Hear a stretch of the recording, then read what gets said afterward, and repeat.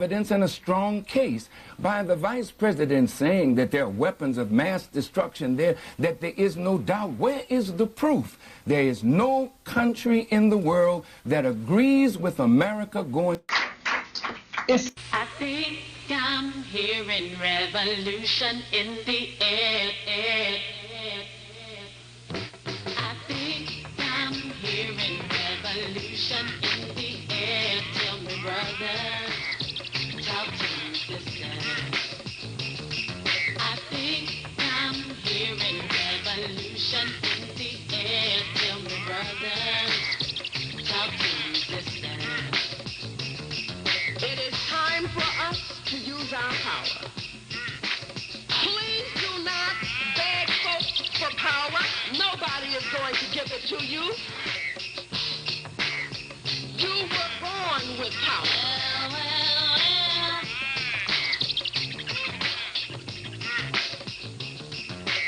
Some very sad news for all of you and people who love peace all over the world. Martin Luther King was shot and was killed tonight in Memphis.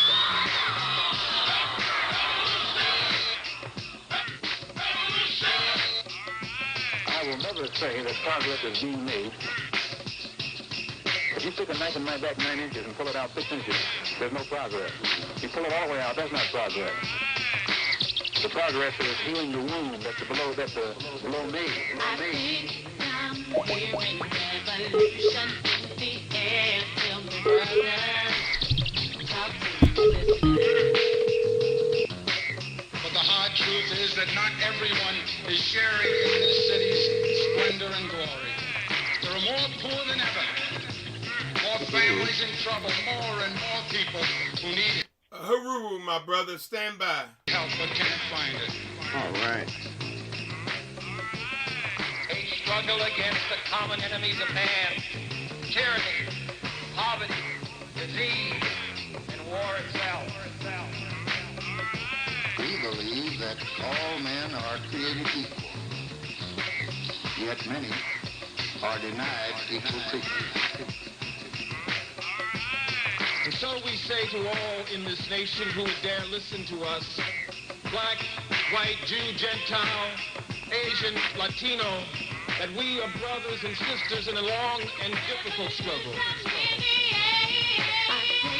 I'm hearing revolution in the air. Tell me, brother. Talk to me, sister. I think I'm hearing revolution in the air. Tell me, brother. Talk to me, sister.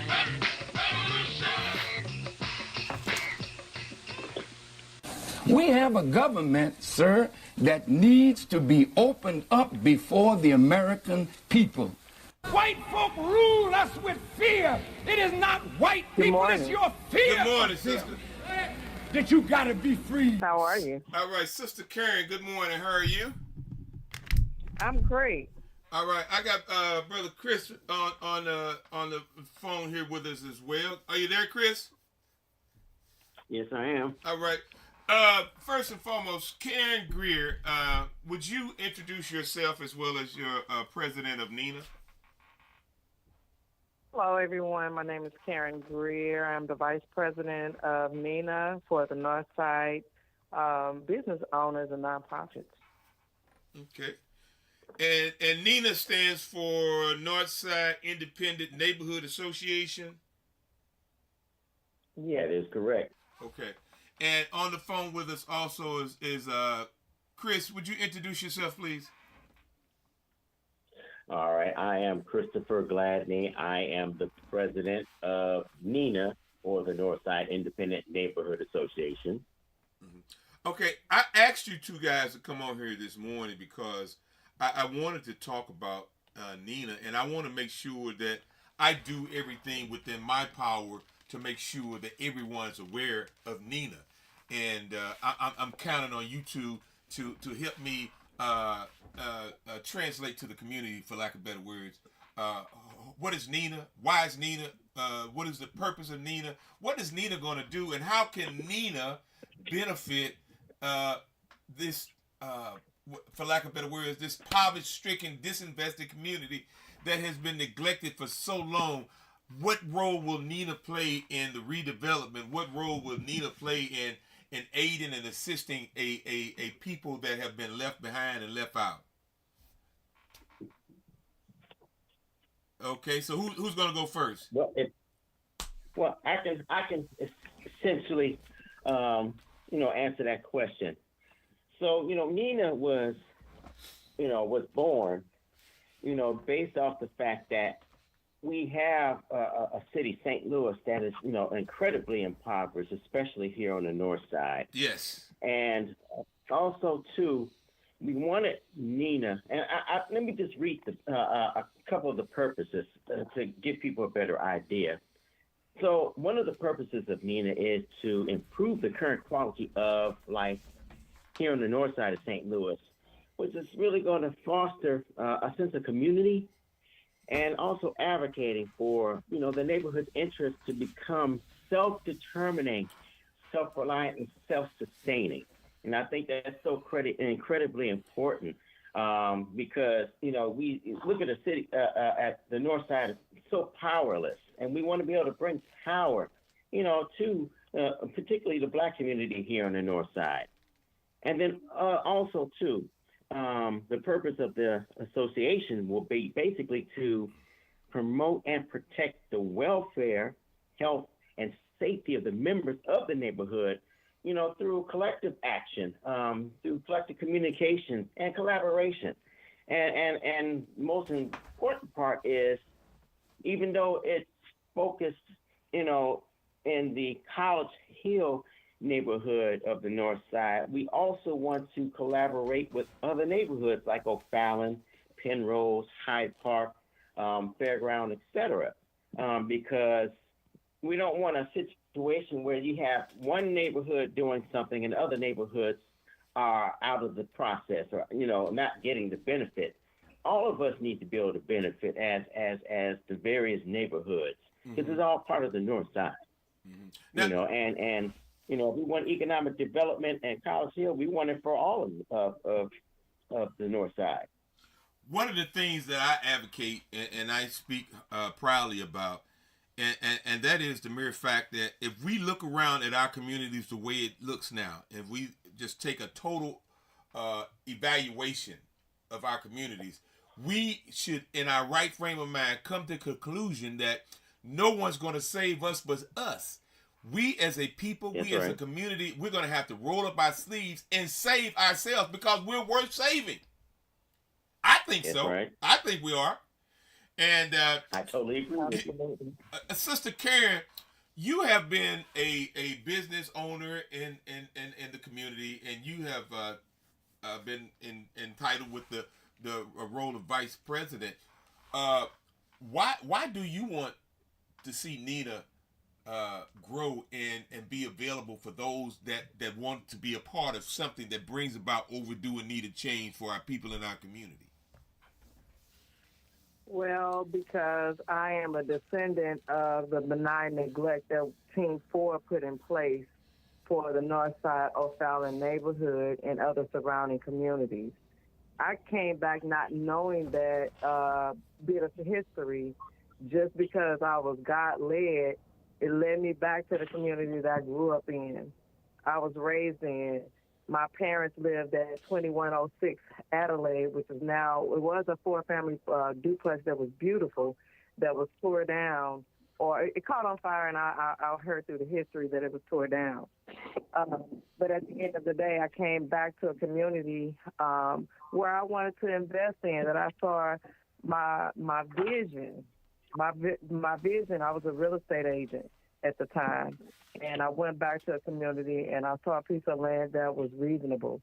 I bought that piece of land, which was 4108 West Florissant Avenue, where I now house my home health care. I did have a new and used retail shop there, as well as my home health care, but I expanded the home health care. So when I saw the neglect, and after being there as a business owner, I was young, single mom with 2 kids, trying to make it through and navigate through a system that I knew nothing about, political and community-wise, only to be blocked out and blackballed by the neighborhood association. Mm-hmm. And so as a result of that, I started going to a lot of the town hall meetings and learning about the political structure, so I can understand the dynamics of that community, so I can adapt, learn how to adapt to be a positive influence in the community. So through the time that I was there from now, which is 2 decades, I have fought through political blackballing, and the bad businesses that are next to us, the gas stations, the bad food restaurants. We're in a food desert. So me, like the Uhuru and Mr. Christopher, who has the bakery that we fought for to make sure we got in the community, I came back as a black business owner. And so for me to fast forward to this opportunity to be in NINA as a VP, I feel like I'm a catalyst along with the Uhuru and Mr. Christopher. And Prince, you was right there next to me. You know what I'm saying? Well, Selling 15 your years snow ago. cones when I first moved. 15 years ago. That's when I first met you. Right. Yeah, so I came back just like you was in the community. I knew nothing about it. But you know what I'm saying? It comes full circle as in this fight that we have to build the North Side and fight and win when it comes to the economic development. So I felt that it was my priority and duty to come back and contribute to NINA as a VP or whatever aspect. And this is to reach out to other people. You don't have to have a title to give back and make an improvement in your community. Show up, show out, because your investment, if you have property, if you're a resident, your duty is to be a diligent voter and to make sure that your investment is multiplied. You need to see a return on your investment. And so that's what we're here for, is to see the economic growth and development of the Northside communities that is so heavily underserved, that is so heavily redlined, so heavily blackballed by some of the neighborhood associations because we don't align with what their vision is. But as long as we come to the same goal, that's our objective. Absolutely. And, you know, one of the things that I want to make sure we're clear on right now in the beginning of this, and I'm going to ask Chris to answer this question as it relates to the NINA, Northside Independent Neighborhood Association. I want to keep saying it because it's a new term, and I want people to understand when I say NINA, I'm saying the Northside Independent Neighborhood Association. Chris, in your very own words, who has a right to be a part of this organization? Who can join NINA? And what can they do to aid and assist NINA in getting to the next level? Well, NINA is open to everyone. Wait, hold on. I want to be clear on this.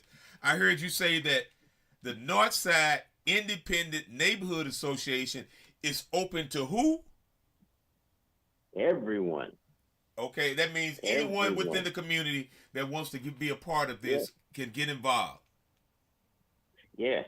We all have input. It's unlike any other.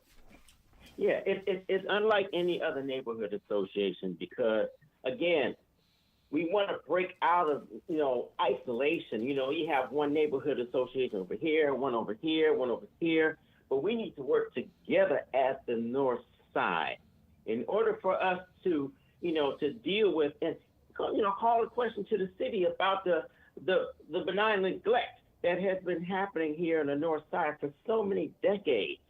We have to be able to come together. It can't just be an isolated place over here and an isolated place over there. Everybody can be a part of this. And also with that too, right now in 2025, membership is free. Okay, they can join for absolutely free. It's absolutely free for 2025.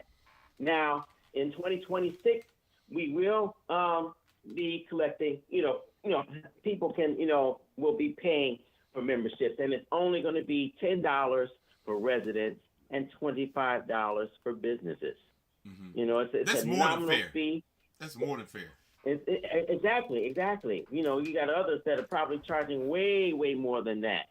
But it's not about, the money. It's about overturning the current conditions that we face, that we see every single day here on the North Side.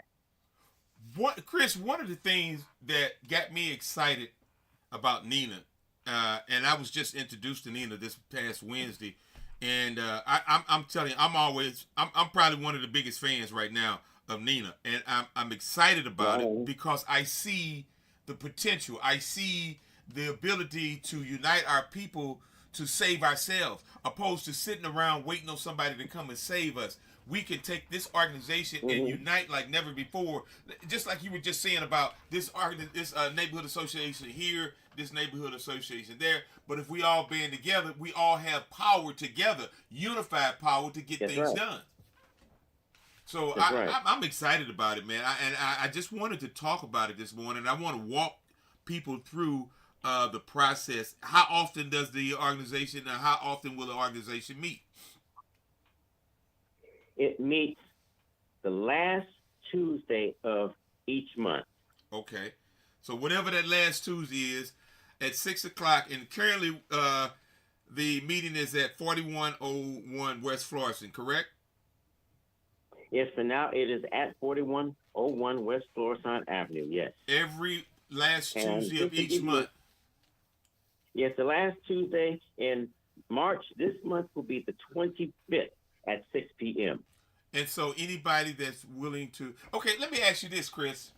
Let's say if there's someone that listens to this and hears this, and they're in a community and they may feel like, you know, they don't have much time, or they don't have knowledge and know-how as it relates to what needs to be done. Is there a mechanism in Nina that can partner people up that want to get engaged and find tangible and productive things for them to do to further the cause?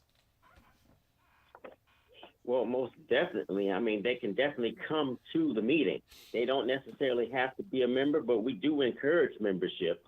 But they can come to the meetings. They can also go online. They can go online to ninastl.org. They can go on the website and they can inquire, you know, what's going on, what's it about. They can see some of the things that we've posted on there about certain issues that face the community, and they can get questions answered there. So, you know, there's a way in which people can. Yes, that's the Facebook page, ninastl.org. They can also email us at info@ninastl.org. You know, so they can email us and whatever questions they have, if they're willing to, you know, come aboard and volunteer, we're going to be having, you know, upcoming things as far as activities and so forth to, you know, help, you know, address the needs of the community, bring the community together. Because, you know, one of the things that I have seen, you know, just going door to door is the fact that nobody talks to the people. Mm-hmm. You know, you got these politicians that are running around. They don't talk to the people. They're left out. And it's done that way. You know what, Prince, I disagree with that sometimes. It's not that they're left out, it's that they exclude themselves out because they have been, the imposed on them has been neglect, lack of transparency, and distrust. So when you get to that plateau, it's almost like Stockholm syndrome. They used to it, so that's what they adapt to. That's why they don't go out and vote, because they don't believe in the system that works for them, because the system is making decisions for them without them. So, you know, when they try to come to these town hall meetings and give their voices and opinions, they still get shut out when it comes to automatic meeting and decisions, because they are the ultimate end result, right? So we have to keep fighting through the system. So a lot of our seniors and renters, I'm going to say renters because the renters don't have a real stake because their money is not so much valued as the actual owner, according to the actual vote. So when we're looking at that issue, and as well as the demographics of our walk scorecards and when we're making decisions for our communities, what our need is. We don't have a lot of people that's showing up at the town hall meeting saying, hey, this is what our need is. This is what our fight is. We need the black businesses. We need these type of restaurants in our community so we don't have to go out our community to spend our dollars. Mm-hmm. So we got to make our dollars make sense for us. You know, that was one of the keep our community thriving. That was one of the things I was excited about. This past Friday, they had the national blackout, and it's to my understanding, it's going to be a monthly thing that we're going to be asking people of color to stand firm in solidarity with the power of their black dollars, and not to spend it outside of the community or with other people that don't respect us each 28th day of the month. I think that's not like us. Right.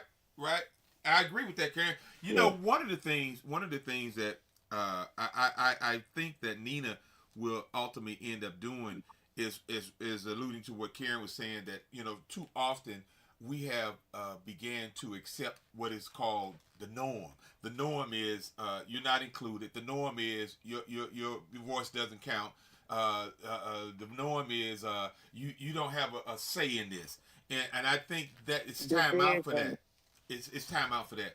One of the things I've noticed, and that is that with this technology, we have better ways of communicating and more ways of getting out information, and we got to do something about this thing that I think is a real disservice to us as a people and as a community, and that is, we allow less than 25% of the registered voters to go to the polls and make a decision for the masses of the people. And that should not be. Mm-hmm. That should not be. Mm-hmm. We got to change that. We got to do better by that, because our voices aren't truly being heard. Our voices aren't truly being recognized when less than 25% of the registered voters make the decision for the masses. We've got to figure out how can we change that. And I think Nina is going to be a contributing factor in doing that.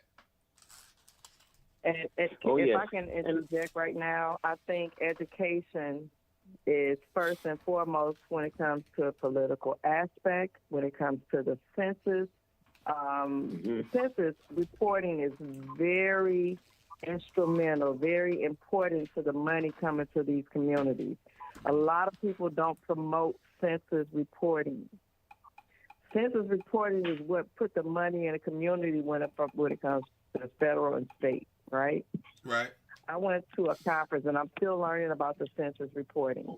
When you get those census reports, they only count for every so many years, right? Right. Your walk scorecard determines how much money you're allocated in the community. Just like we got the SLDC that's saying, hey, we make it an impact in certain communities. That's the same thing almost with census. Mm-hmm.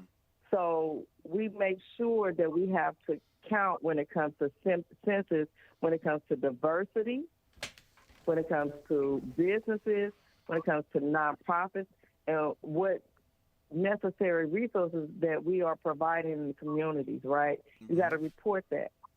So when the funding comes down, they see all of that comes down with it. But St. Louis, what I recognize, don't highlight census as a very important component when it comes to the money that is allocated for certain communities. Just like that COVID ARPA money.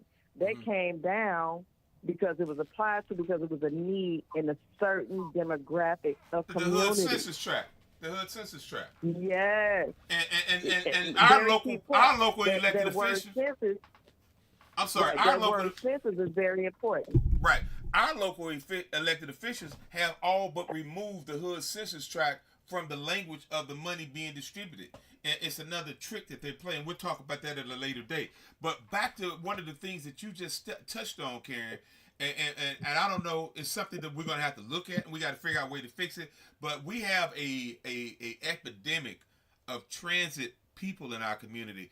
And what I mean by that is that some people that are only here for 2 or 3 months, and when the rent is due or when they get behind, get evicted, then they have to uproot and move. And in my opinion, that is a something that is really, really, really detrimental to children when they have to constantly be uprooted and live from here to over there. We have some issues in our community unlike any other community, and we are going to figure out ways to overcome those obstacles, because that's what, in my opinion, they are obstacles. But when we talk about the census, if a person is only here for 2 or 3 months and then they have to move to another side of town or another area, that hurts our census as well.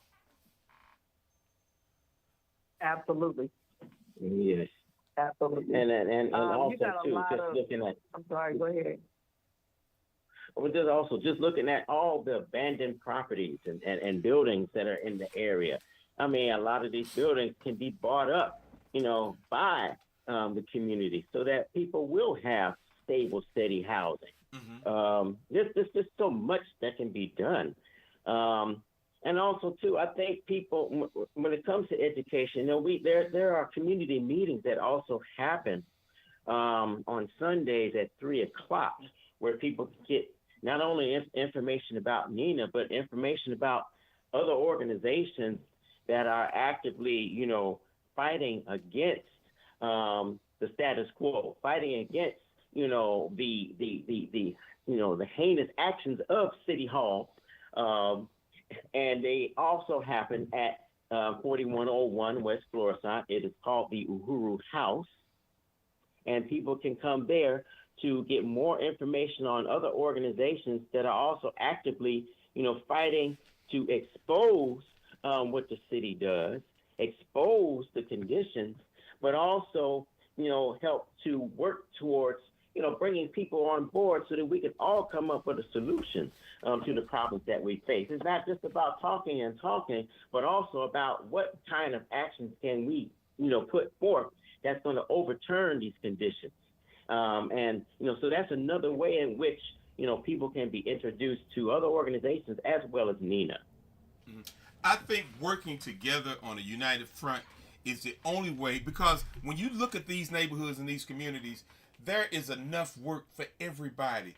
I mean, we need more. We need more soldiers with boots on the ground, more so now than ever, because we have people that are strategically putting things in place to help bring about overdue and needed change, and that's what it's all about. I am truly, I have to say it, I can't say it enough, I'm excited about NINA. I thank God for NINA. I thank God that NINA was born, because it gives me, as an individual in the community that has been truly, just for lack of better words, ticked off for years of the deterioration of my neighborhood. When I moved over in this area, I didn't move. My grandmother moved in College Hill back in 1970. And we used to come on the weekends to visit and stay the weekends. And when we came to this neighborhood, there were no vacant lots. There were businesses and houses back to back to back to back to back. It was a thriving neighborhood. When you came down that West Florissant corridor, everything you needed and wanted, you could get it between Grand and Warren. Or even up to the park. We had ice cream parlors, TV repair shops, record shops. We had dry cleaners. We had, I believe it was Woolworths or auto parts places. There was everything that you needed.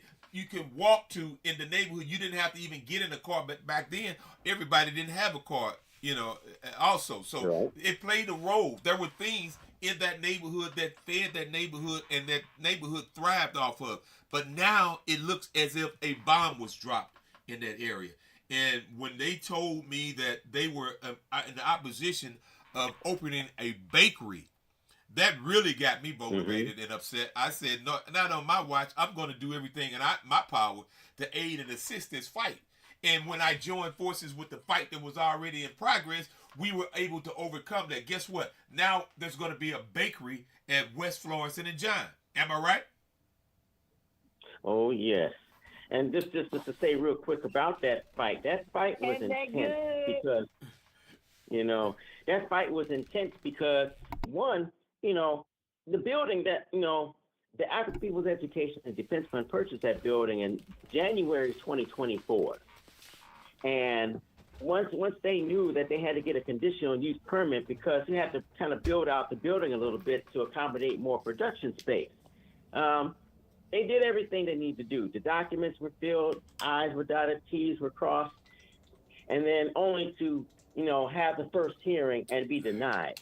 And this place has been a restaurant for like 22 years. Longer than that, brother. On and off. It's been longer than that. It was a restaurant, as far as I can remember, that location. But again, the fight was fought. The victory was won. And that's just one victory and 1,000 more to come.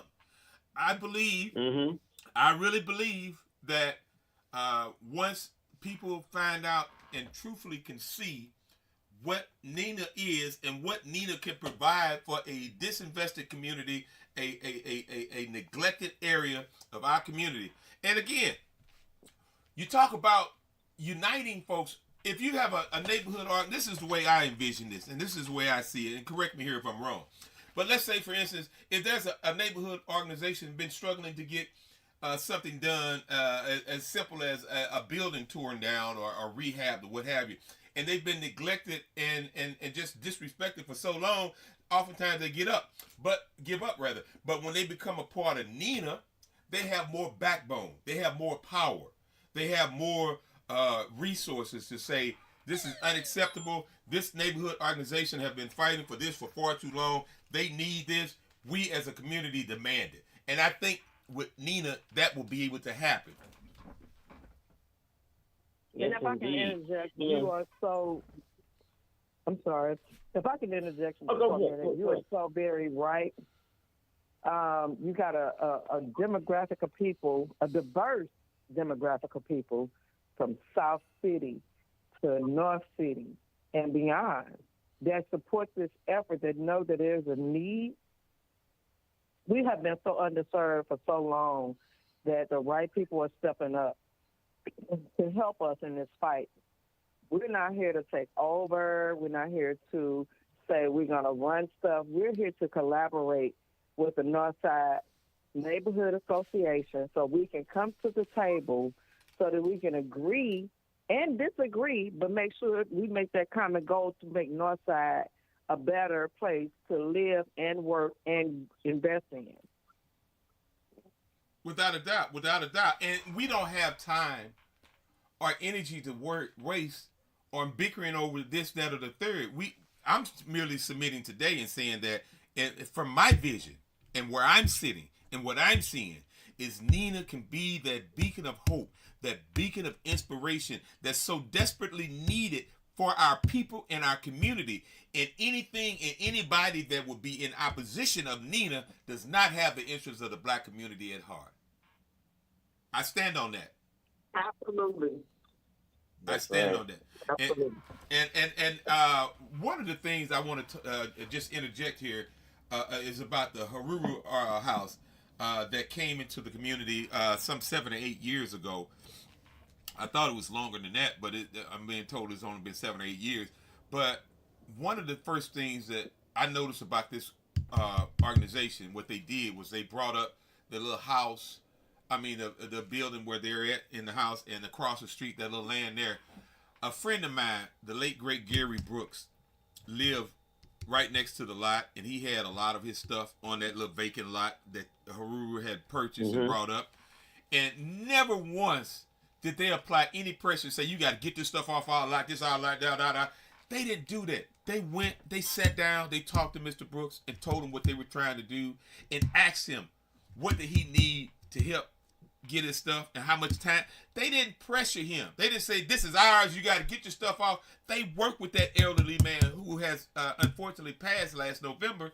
But not only did they do that, but they put a mirror of Mr. Brooks on the wall. Mr. Brooks was a beacon and inspiration to me in this community. He bailed me out and a number of elderly people out with repairs. I can't tell you how many times I had to call Mr. Brooks and say, man, this is an 80-something-year-old lady. Her heater went out. She ain't got no money. I ain't got no money. We got to figure out how to help her. And Mr. Brooks would go and help these people get their furnaces fixed and back on. And not only that, sometimes he would even go into old vacant and abandoned buildings to get parts that he needed to fix their furnaces. I've witnessed this man do this. He was a God-sent man as far as I'm concerned. But you guys honored him. And he helped me as a first time business owner in that community with my retail business by being a faithful customer. He came over and introduced himself to me, how long he's been in the community, and bought stuff just to make sure that I stay alive and thrive as a new business owner, coming back in the community that riddled the black enterprise. Mm-hmm. Yeah, I mean. So he is a pillar. Yes, he was. Chris, where do you see our community going in the days to come with unified participation? Well, with unified participation, the sky's the limit as far as absolutely where the future lies for the Northside community, particularly the black community here. Again, being organized and unified is the primary thing, because once you're organized and unified, any program or project that we set forth to put down will get put down and enacted and forward, the progress, for this community. And I also wanted to put out that if people want to be members of NINA, they can go to tinyurl.com/NINA membership. They can do it right at home, right on the computer or the cell phone. They can do it now. They can do it. They can do it right at home, right now.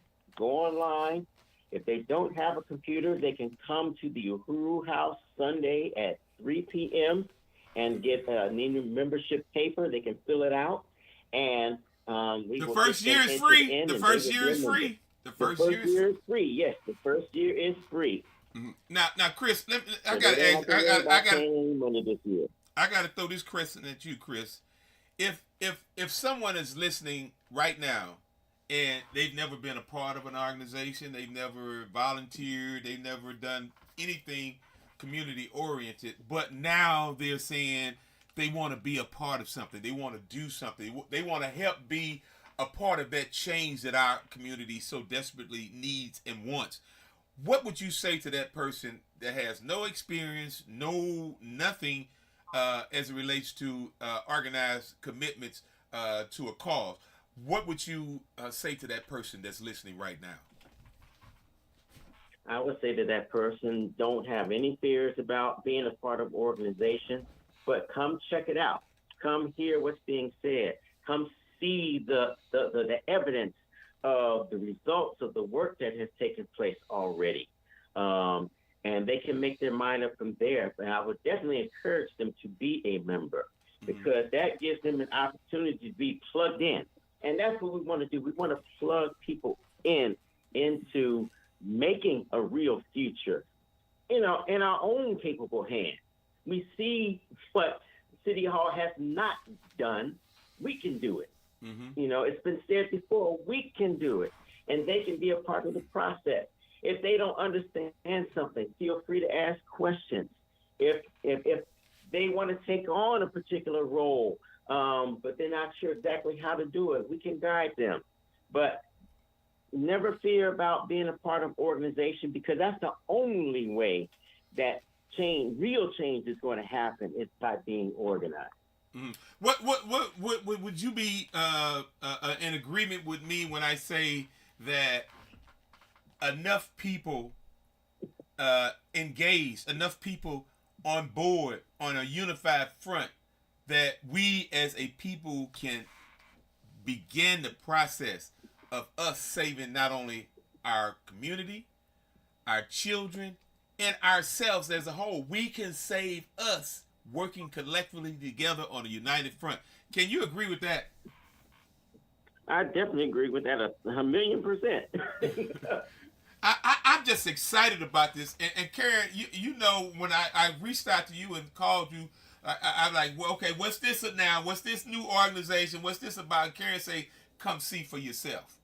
And I'm so glad that I took her up on that invitation, because I am really excited about this, because there's so much work to be done. There's enough work for everybody. And it's time for us to stop just thinking about self. It's time for us to stop thinking about this one group over here, this one group over there. It's time for us to work collectively in saving our entire community. But it's got to start somewhere, and Nina is the place for it to start. I agree with you, but I'm gonna play devil advocate. Devil don't need no advocate, but when go it ahead. comes to us. So when it comes to us working with each other, I have traveled and worked with people in different states in civil rights or civil advocacy aspect. And St. Louis has a different culture. Absolutely. A lot of times we blackball and hurt each other when it comes to culture and race. We have to get to a point where we understand that we have to, and it is a must that we work with each other.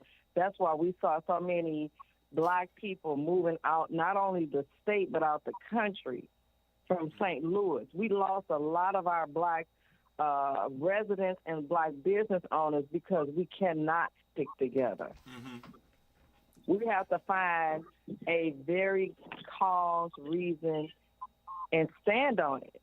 We are so divided. When you look at what we're dealing with now, you got our political demographic hurting our own demographic of people. Absolutely. And you know, so we have. Yeah. Mm-hmm. Go ahead, Karen. Yeah. Go ahead, So Karen. when it comes to Nina, why I was so enthused to join is because there is a diverse demographic of people and supporters. And when it comes to gentrification, when you come to black communities, we're so scared that we're saying the white people coming in. We need demographic. We need diversity. That's where the dollars come in. But we have to make sure we guide that right demographic of people in our communities, understand that they are serving a need and a purpose for our community to grow. So gentrification is good as long as it's guided in a positive way. Absolutely. And I think Nina is one of the reasons why I joined that can make sure that effort actually happens. Go ahead, Chris. Yeah, well, I just want to say that a lot of times we have forces that look like us, unfortunately, that are in public office that do the dirty, against their own, especially here, African working class here. I bear witness to that. I bear witness. Mm-hmm. And it makes people fearful and distrustful of organization. And Nina is the institution that says, no, you don't have to be fearful or distrustful of organization, because we are fighting hard to overturn what's been done to us by those politicians that look like us, And unfortunately, as you said, we've seen the evidence of that. But that's why we are working to overturn that. But I really want to say that organization is the key to solving problems. Absolutely. That we face. Absolutely. Because if we don't have organization, we don't have anything. We don't have, commerce in the community. We don't have a community. We don't have vibrant neighborhoods without that commerce. And just to say that, the victory of Uhuru Bakery Cafe should be the catalyst for other businesses, black businesses in particular, to be able to come in and establish businesses in the community. Because, you just stated earlier, there used to be, shops. Man, back to back. There's nothing. And we want to bring that back. And Nina can play a critical role in bringing that back, because one of the things, especially for me, that sticks in my craw is how horribly the ARPA funds have been handled.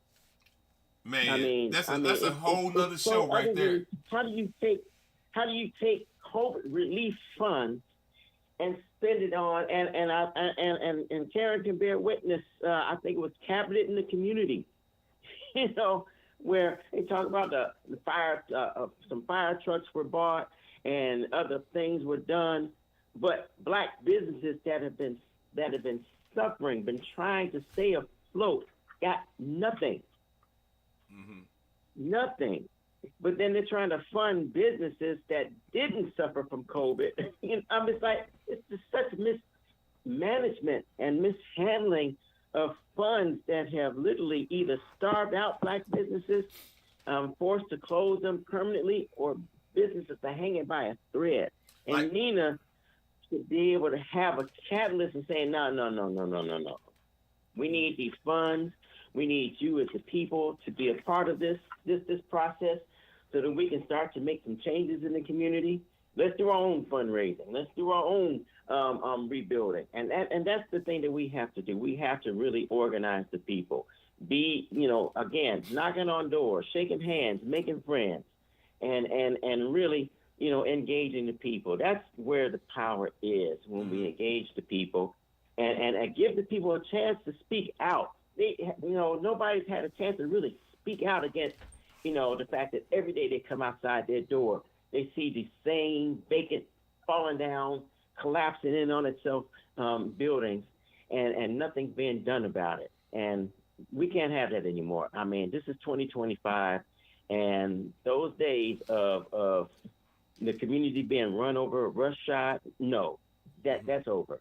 We have to organize the community, and we have the power to be able to do that through Nina. One of the things that the other night, and I was offered to come up and be a part of the organization, and I was hesitant because I wanted to find something that I'm good at first and foremost to bring to the table. And I've been thinking about it, and I'm gonna just throw this out there while we're on the air. I have a vision of being a part of some form of youth initiative where we can take young people, young minds, and include them in the rebuilding process to get them with a hammer in their hand. I'm talking about 8, 9, 10 years old. Teach them how to use a screwdriver and put up a piece of drywall. Do something to make them a part. I think that when we include the young people in the rebuilding process, it aids and assists in giving them hope, and it makes them not want to tear it up because they help build it. So we got to figure out how to incorporate the young minds and the young people and engage them in the rebuilding process, because it's their community too, and they have a say so as well as our seniors. But again, I am just excited about this organization. I'm excited about this movement, and I want everyone to know within the sounds of my voice that we got something to be a part of. But Chris, I have to ask you this question, and it's probably a question that some folks are going to frown on, but I'm going to throw it out there anyway. Is there any place in Nina for the black churches to come and volunteer and be a part of? I say yes. I mean, the community goes to the churches. The community, the community is involved with the churches, and the churches can be involved as well, because again, they're in the neighborhood, they're in the community. Right. So they should be a part of this rebuilding process. Yes, exactly. Chris, if you can tell them that we do have positions open right now, that we're looking for members and executive members as well, and to put together the youth committee or a youth division that would help with that, that would be great. If you can shed some more light on that, that would be great. Yeah, but I envision, because we have to find tangible things in our community anyway for our young people to do and to be a part of, and to give them a sense of pride in their community, give them a sense of hope, to include them in the rebuilding process. There needs to be a youth phase of this, Nina, to aid and assist in, if it's nothing more than painting a wall or something, to beautify our neighborhoods, painting fences. We need to teach our young people how to do things, and that came back when I used to have the shop next door to you, and you would see the kids come with their bikes, because we provided free bike repair. We provided the air. They didn't have to go to the gas station and pay $1 to air up their bicycle. They can come to us and get it done for free. Right. And so I did that because I learned that a lot of our young people were throwing their bikes away when they catch a flat tire because they didn't have anybody to teach them. Well, we helped fix that at that time, and I think it's so much of that needs to go on, because there's no reason our young people shouldn't know how to change the flat on a car. There's no reason we shouldn't know how to change the flat on a bicycle. There's no reason we don't know how to pick up a hammer and a screwdriver and just tighten up something, fix something in our own discretion. So I think that we got to find ways to become back to that village that we once were, and the village has been stripping from our people in our community, and we need to bring that village back so that we can begin the process of bringing about overdue and needed change. And I can't say it enough.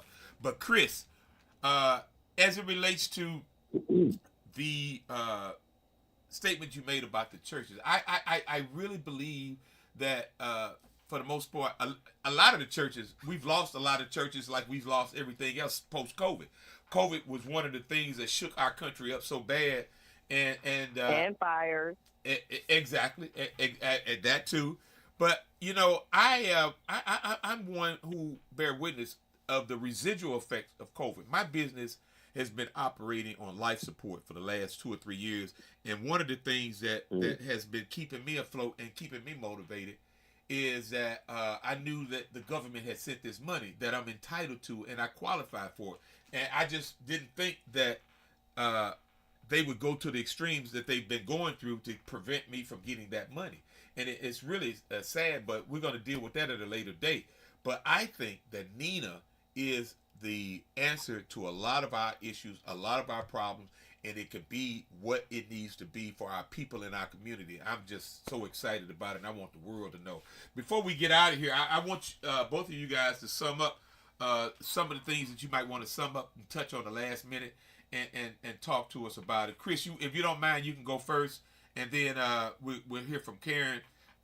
We want to plead to this community about Nina and the importance of us coming together collectively on a united front to save not only our communities, but save ourselves as well. Well, just to say, again, people want to know more about Nina, and they're able to come to a meeting at the Uhuru House at 4101 West Florissant. There are community rallies that happen Sundays at 3 p.m. They can come to that, and they can get more information around Nina. Also, people can sign up to become members. Again, tinyurl.com/Nina, Nina membership. And again, there's going to be other things that are going to be happening in the community in the next few months. There's going to be a Black Community Convention that's going to be happening June 21st, Saturday, June 21st, and Sunday, June 22nd.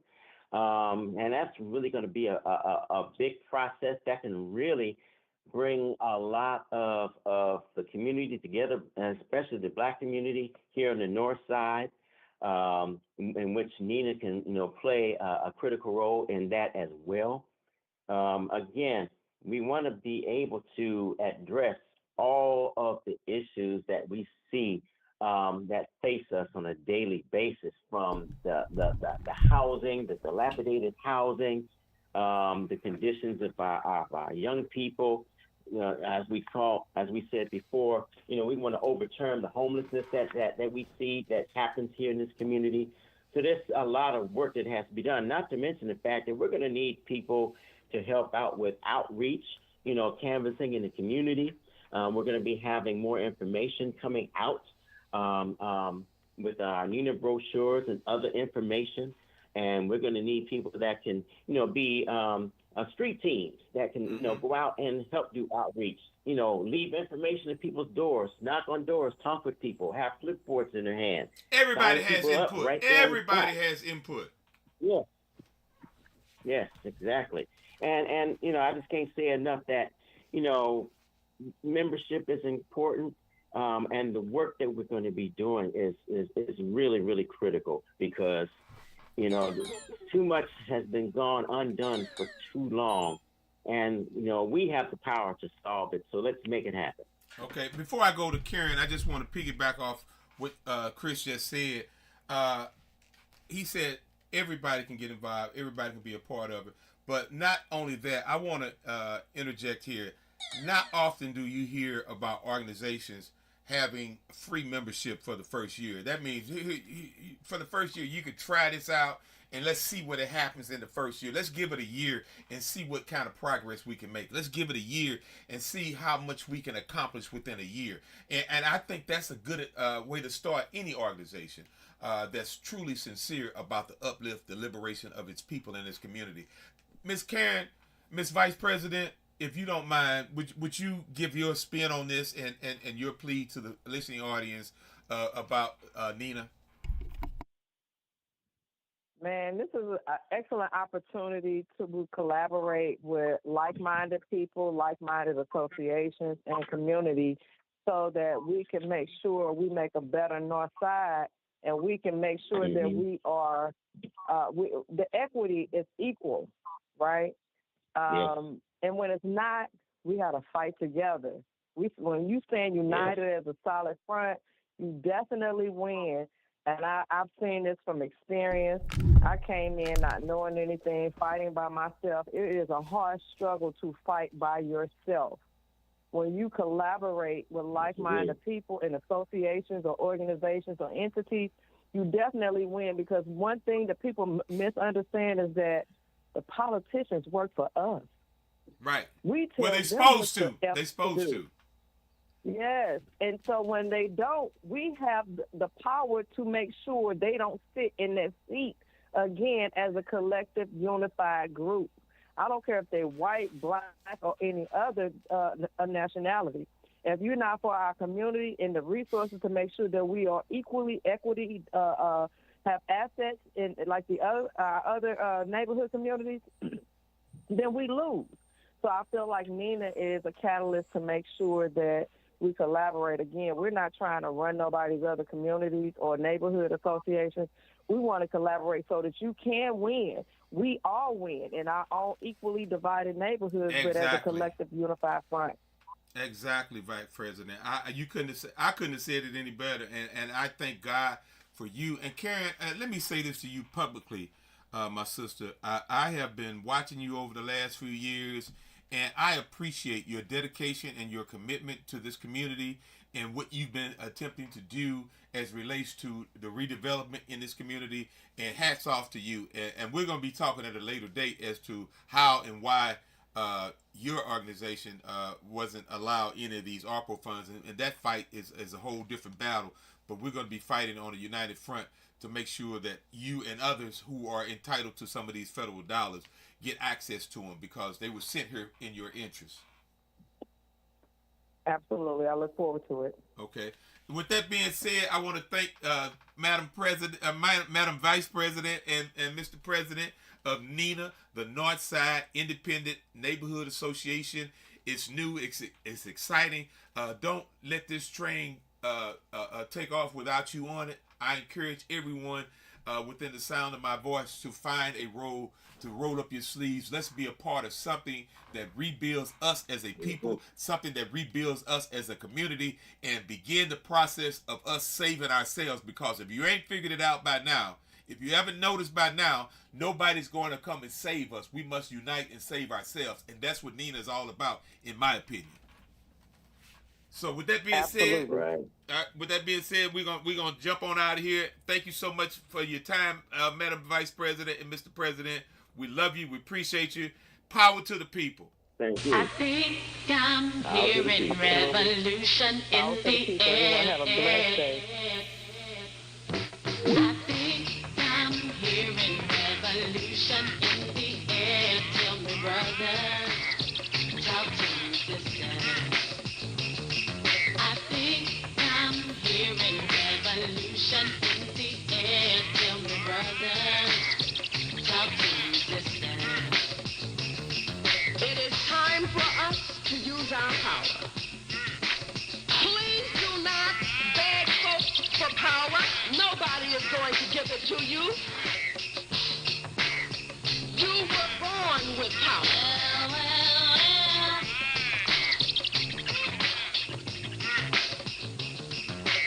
Some very sad news for all of you and people who love peace all over the world. Martin Luther King was shot and was killed tonight in Memphis.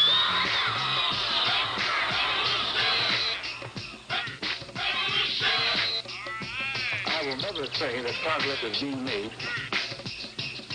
If you stick a knife in my back 9 inches and pull it out 6 inches, there's no progress. You pull it all the way out, that's not progress. The progress is healing the wound that's below me. I think I'm hearing revolution in the air. Tell me, brothers, talk to me, sisters. But the hard truth is that not everyone is sharing in this city's splendor and glory.